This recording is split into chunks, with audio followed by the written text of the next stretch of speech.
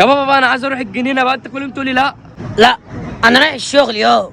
طب يا عم ما تروحش النهارده وديني يا عم، انا مخنوق. وانا كمان مخنوق، عليا ايجار البيت ومش عارف ادفعه ازاي، رايح الشغل. مش يا عم غور في داهيه. ازيك يا حاج؟ ايه يا حاج، جيت في ميعاد مظبوط يا حاج. حبيبي يا حاج، انا عرفت ان هو بالعافيه، قلت له انا رايح الشغل. وايه اللي حصل؟ ما قال لي يا بابا خرجني في الجنينه. جيت ايه يا عم، ده مستعبط ولا ايه؟ احنا بتوع الكلام ده برضو. يلا نلعب. يلا. سبت حد 2 3 4 خميس جمعه. سبت ثواني، انا اللي كسبت. لا لا كسبت. جنيه. قول لي جنيه يا عم. ويلي ويلي يا عم في ايه اهو. ايه يا عم؟ خلاص يا عم مش عايز يلعب تاني. لا مش هلعب تاني.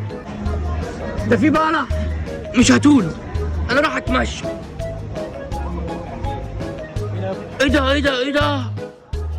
ده ابويا قاعد هناك وبيلعب وربنا ما حلو. يا ابني المجنونه اصلا انت واحد، انت بتسيبني ودي بتلعب لوحدك يا ابني. انا ما لعبتش والله يا بابا، عيط والله عيط.